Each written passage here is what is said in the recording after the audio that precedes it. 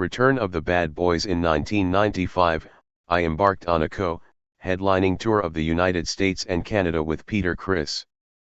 It was billed as the Bad Boys Tour. Each night, at the end of my set, Peter would return to the stage and joined me for one of the encores. Around this same time, Paul and Gene began a tour of official Kiss conventions. When the tour hit Los Angeles, Peter made a special appearance with his daughter, performing Hard Luck Woman and Nothin' to Lose.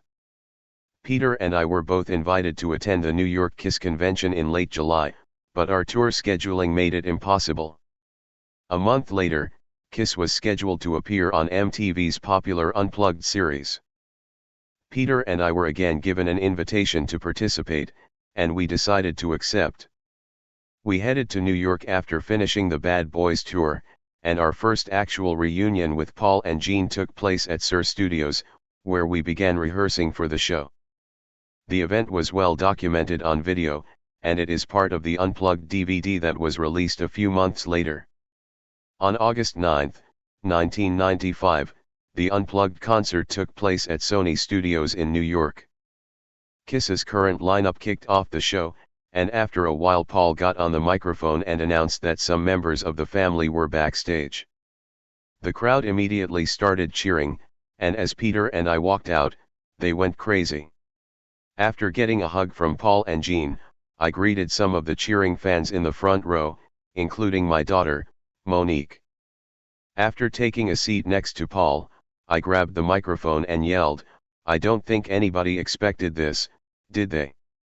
We immediately broke into 2,000 men and followed it up with an acoustic version of Beth. After a few more songs, we ended the show, then some fans in the audience began yelling, "Reunion Tour." After the Unplugged performance, negotiations started between both camps in hopes of a possible reunion tour. The fans wanted it, and I thought it might be fun to throw on the spaceman costume and make up for old times' sake. Discussions went on for several months, culminating with a meeting in Manhattan, at which Peter and I talked to Paul and Gene in Los Angeles via video conference. It was the first time I'd ever experienced that type of technology, and I found it fascinating. During the meeting we discussed various subjects, and by its conclusion we'd come to a verbal agreement to move forward with the reunion tour. The final details of the contracts would be handled by our respective attorneys. In retrospect, I realize I could have negotiated a better deal for myself, but I agreed to their terms for the benefit of all concerned, and especially for the sake of the fans. Nothing was announced to the press at that point. Instead we built upon the excitement of all the rumors by making an unannounced appearance at the Grammy Awards in full makeup and costume. We finally dropped the bomb at a huge press conference aboard the USS Intrepid in Manhattan. It was hosted by Conan O'Brien, and broadcast via satellite around the world.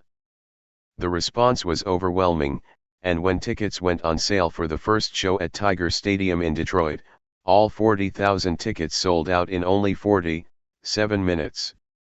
The anticipation leading up to that show reached epic proportions among our fans, and they weren't disappointed. Opening night was electric. I decided to fly in Jeanette and Monique so they could be part of the whole experience. I was especially excited for Monique since she was just a baby when the Kiss phenomenon was at its peak, and I had always wanted her to better understand exactly how crazy the whole thing was. When Monique was growing up, I'd sometimes show her pictures and videos, but I don't think she ever fully understood it. Tonight was her chance, and I was more excited for her than I was for myself. This was my second time around, after all. The closer it came to showtime, the more a strange sense of déjà vu permeated the air. From the moment we hit the stage, 40,000 screaming fans stood up, and the excitement continued until the final encore. When the show was over, we congratulated each other backstage. There was a genuine feeling of camaraderie in the dressing room. The tour continued throughout the year and was the highest-grossing tour of 1996. By the time we finished the reunion tour and went into the studio, To begin recording Psycho Circus, Paul and Gene had already been pushing my buttons by not including me in several decisions that affected my life. The plan was for all four of us to reunite in the studio for the first time since we recorded Dynasty in 1979. I remember presenting 3 or 4 demos to the producer, Bruce Fairbairn, and the band. Before I sent them off, Jeanette warned me by saying, "Don't send them that many songs, they're gonna steal your ideas." I just laughed it off, but while doing research for this book, I revisited her statement and remembered one of the songs I submitted was titled Life, Liberty, and the Pursuit of Rock and Roll. Upon closer examination of the lyrics, I realized that some of them mirrored one of Paul's songs on Psycho Circus, I Pledge Allegiance to the State of Rock and Roll. It eluded me at the time because I was more focused on another song I had written, Shaken Sharpshooter. I felt this song was the best of the bunch, but it still received resistance from everyone. I was determined to get at least one song on the record because I wanted to be represented as a writer. The other guys liked the music but had problems with the lyrics, so I offered to rewrite them. Gene actually came up with the new title of the track, Into the Void. It was the only Psycho Circus song on which all 4 original members performed, and it was very well received by the fans. I also performed it live on the Psycho Circus tour. While out on tour in support of the record, we were involved with a feature film called Detroit Rock City, which was about Kiss fans on their way to a concert in Detroit. Paul, Peter, and I had minimal participation in the film except for a live performance at the end. It was mostly Gene's baby. During the shooting of the movie, Gene had specifically approached me and asked whether Monique would be interested in doing a cameo. I figured since his girlfriend Miss Tweed and Paul's wife were being included in the cast, why not Monique? I thought it was a really nice and friendly gesture to invite her to fly to LA and be in a scene with the lead character, Edward Furlong. So I called her and told her about the invitation. She loved the idea, so we made hotel and flight arrangements for her, and she came out to LA. When it was time to shoot her scene, everyone on the set was extremely nice to Monique, and she was catered to as if she were a star. She really enjoyed the whole experience and made some new friends as well. It was like a dream come true for her since she'd long been interested in acting, and this was her chance. Monique stayed in LA for 4 or 5 days, and we were lucky enough to get in a day or 2 of quality time for ourselves. When she got back to New York, she told everyone about the fun she had on the set. I remember how anxious and excited she was to see the final cut of the film. She kept saying, "Dad, it's gonna be my acting debut." I was really happy for her, and I enjoyed seeing her so excited about something that I was part of and had helped make possible. Eventually we got a final copy of the movie. I'll never forget the look on Monique's face as she waited with anticipation for her scene with Edward to materialize on our giant TV screen. When we got there, to our surprise, it had been edited out. She was heartbroken. All that work and preparation, flying 3,000 miles to Los Angeles, learning her lines, talking with the director, being made to feel like she was part of the team only to have the rug pulled out from under her. She just couldn't hold back the tears, even with others in the room. I'll never forget the look on her face when she turned to me. "Daddy, why?" I knew it wasn't an accident.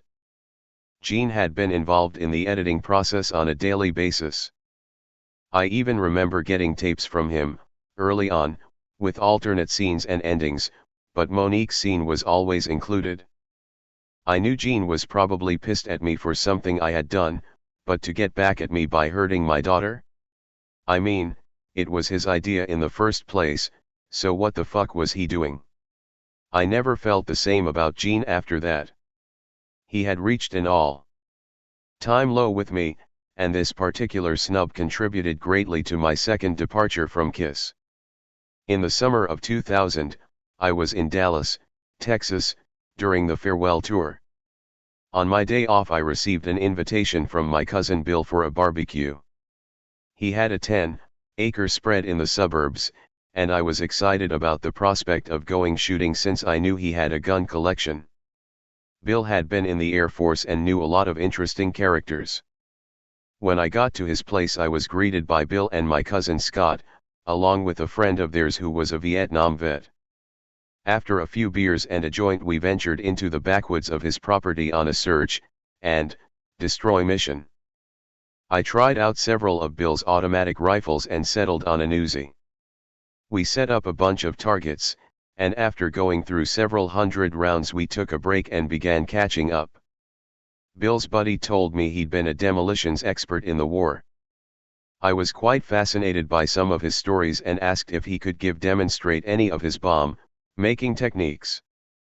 He agreed, but since we didn't have any dynamite or C4, we ended up going to a supermarket and picking up a few household items. We came back to the ranch with a gallon jug of Clorox, several boxes of mothballs, and some baking soda. Before long he had concocted a recipe with the ingredients, packing the mixture tightly inside a gallon jug. Upon sealing it with the cap and installing a fuse, he informed everyone of the potential danger, since it had become a very powerful explosive. I was a little skeptical at first, but when I looked at Bill and Scott and saw their reaction, I realized that this guy wasn't fucking around. "What should we blow up?" I asked excitedly. Bill suggested an old dam that was on the far corner of his property. It was constructed of big logs and railroad ties and didn't have any real practical use. When we got there, his buddy crawled down into the riverbed and placed the makeshift bomb at the base of the dam with the fuse exposed. Since it was deep in the riverbed, and I couldn't see it, I figured I'd be safe just a few yards away. "You're going to have about a minute to get the fuck out of here after I light this thing," he said. The other guys nodded. "Don't fuck around," he said. "I'm not kidding." When he lit the fuse, Bill and Scott took off immediately and yelled, "Paul, fucking move it." I quickly followed Bill, eventually stopping about 50 yards from the riverbed behind a tree. While waiting patiently for the explosion, he told me to cover my ears. Suddenly there was a thunderous explosion, like nothing I'd ever encountered. The ground shook for a few seconds, and I noticed Bill looking up. "Watch out for falling debris." Within seconds, large chunks of wood and pieces of railroad ties began raining from the sky. I couldn't believe the amount of destruction the device had unleashed. It also made me realize how deadly this concoction would be if it fell into the wrong hands. Half the dam was obliterated, all that was left were mangled logs and railroad ties thrown randomly about, as if some child had become frustrated with his tinker toys. After the explosion, we had a few more beers and decided to finish off the rest of the ammunition. I had several clips for the Uzi and began shooting relentlessly. The gun finally overheated and jammed.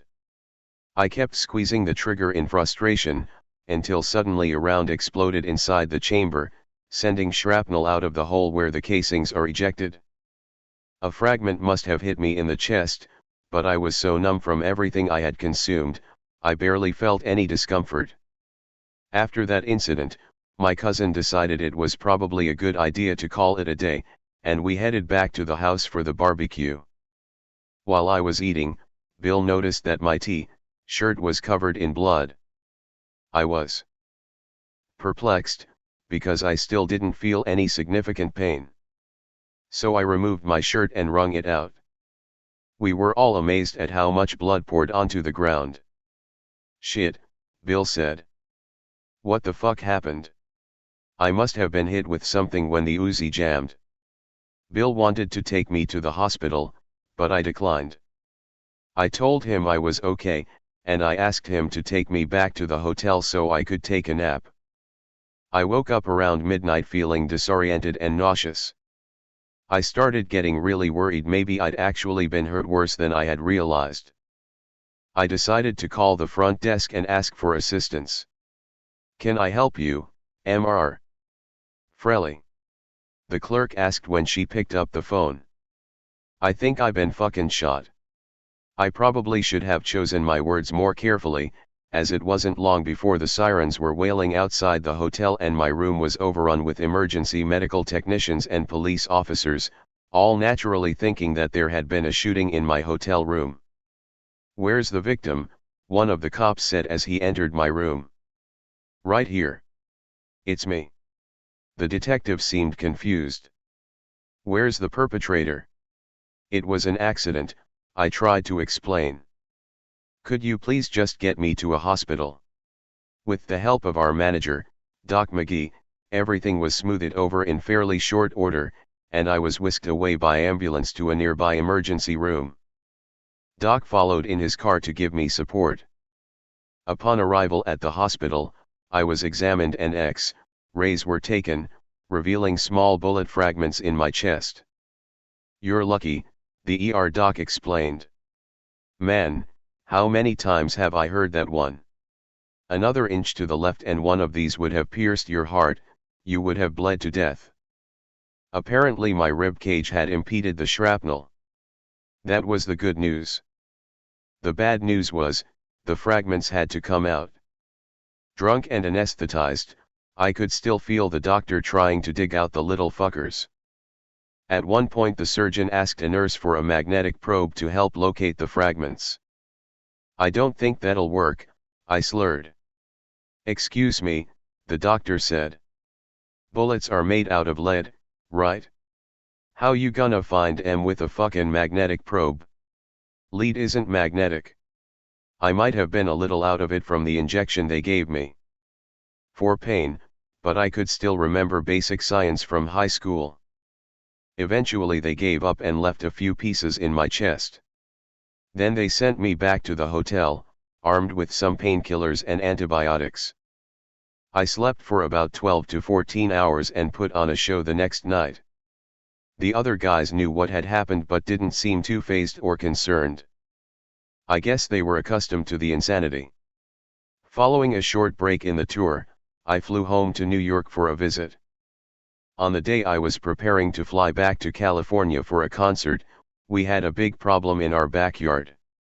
A deer had fallen through the canvas cover of our swimming pool and drowned. The incident was very upsetting, and it took a while for me to calm down everyone in our house. We called the police and the emergency unit, and it was a huge ordeal getting the dead animal out of our pool. The whole thing got me sidetracked to the point where I ended up missing my flight. Everyone on the West Coast became concerned about whether I would make the concert. At the last minute I asked Monique to fly with me since I didn't feel like traveling alone that day. She quickly packed a bag and we headed for the airport. Somehow, we had missed the second flight, and at that point everyone began to panic. We managed to book on one last flight, but it would really be cutting it close. On the plane, Monique and I had a few drinks. She had just done her hair and was wearing really large sunglasses. I remember the stewardess thinking Monique was my girlfriend, and she played the role to the hilt as a joke. Before we had taken off, I told Doc that we'd need a helicopter waiting for us if I was going to make the show, so when the plane landed, the co-pilot was at the gate and quickly directed us upstairs to the heliport. That night we were doing a sold-out show at Irvine Meadows. We took off in the helicopter and landed in the parking lot. I ran into the dressing room and was told that the show was scheduled to go on in roughly 30 minutes. I was surprised to see my road manager, Tommy Thayer, in my costume and makeup. I guess they really didn't think I was going to get there on time, but I was determined to do the show. I quickly threw on my makeup and costume and we hit the stage. The show pretty much went off without a hitch, which I think surprised just about everyone. After the concert, we went back to the hotel and crashed. Since Monique had had very little time to pack, she had forgotten several items. The following day I decided to take her shopping on Melrose Avenue. After a few hours we wound up at a Japanese restaurant. I drank a little too much sake, and upon leaving the restaurant must have been spotted by some cops. We got in the car, I started up the engine, and a police car immediately pulled up behind us with its lights flashing. 2 cops, 1 male, 1 female got out and approached from behind. The female officer asked Monique to come sit in the patrol car with her while the male cop asked me for my information. While the female officer was questioning Monique, there was a case of mistaken identity. Just like on the plane, the female cop assumed Monique was my girlfriend and started questioning her about alcohol and drugs. "He's not my boyfriend," Monique exclaimed. "He's my daddy." The female officer was so embarrassed that she began feeling bad for Monique and decided to give me a break. She approached the car with Monique and said, "Mr. Frehley, we're not going to arrest you, but we can't allow you to drive the car in the condition you're in. You'll have to leave it parked here and get a ride." After making a few phone calls without any luck, I decided to try my cleaning woman, Wendy, who took care of my apartment in L.A. I was living bi-coastal at this time. She hurried down to the scene and gave us a lift. Monique looked at me and said, "Daddy, that was a close call." I was very embarrassed about what had happened, especially since Monique was with me. I apologized to her for my shortcomings. She just looked at me and smiled. On April 13, 2001, the tour ended with a sold-out show at Carrara Stadium in Australia. We had a standing rule that no girlfriends or wives were allowed in the dressing room before or after a show, but from time to time during the course of the tour, when Jean's girlfriend or Paul's wife flew in for a show, the rule would be broken. When this happened, I decided to look the other way for the sake of the show and band harmony. On this night, after the show, I was sitting in the dressing room, taking off my makeup, when my girlfriend, Shannon, showed up outside the door. Paul and Jean had already gone back to the hotel, so I figured, what the fuck? Everyone's gone, and it's the end of the tour. "Come on in, honey," I said. "It won't be a problem." "You sure?" Shannon said. "Yeah, it'll be fine." With that, Shannon came into the room and waited for me to get dressed. Within minutes, Tommy Thayer walked into the dressing room and did a double take. "Come on, Ace. You know she's not supposed to be in here." I thought, well, maybe she isn't, but does it really fucking matter at this point? "Mind your own business," I said. "The tour is over." Tommy stood his ground. "No, she has to get out." At that point I walked right up to him and punched him in the jaw. He went down for a moment, more stunned than actually hurt. From time to time during the tour, Tommy and I would have minor disagreements, but I usually shrugged them off and went on with my day. I always felt that he was unhappy in his position as road manager and secretly fantasized about replacing me in Kiss, since he had dressed up in my costume and makeup earlier in his career while performing in a Kiss cover band. Toward the end of the tour, I even sensed a hint of resentment. When he sounded off in the dressing about Shannon's presence, I felt it was completely unwarranted, and it infuriated me. My reaction was swift and deliberate. It was the culmination of ill feelings I had been holding in for quite some time, and my Bronx-born instincts took over. But not long after punching him, I began feeling remorse. I later apologized on our jet, but he seemed reluctant to accept it. Within months of the incident, Tommy finally got his wish. I had declined Jean's invitation to perform on yet another Kiss tour, so Paul and Jean hired Tommy to dress up in my costume and makeup and perform in my absence. I felt very uncomfortable about their decision, since I had originated the spaceman character and designed the makeup. My first reaction was, isn't anything sacred to those guys? But I soon realized that their lust for money outweighed any sense of fairness or logic on their part. Many Kiss fans were outraged, but over the years Jean and Paul have tried to rewrite history by downplaying my contributions to the band. On several CD releases, they even deleted my songs from the playlists. On DVD releases, they edited out a lot of my clothes, UPS, focusing primarily on themselves. It seemed like they were trying to erase me and my songs from the minds of Kiss fans. New fans were completely unaware of this subterfuge, and older fans either turned their backs on the band or just bit the bullet.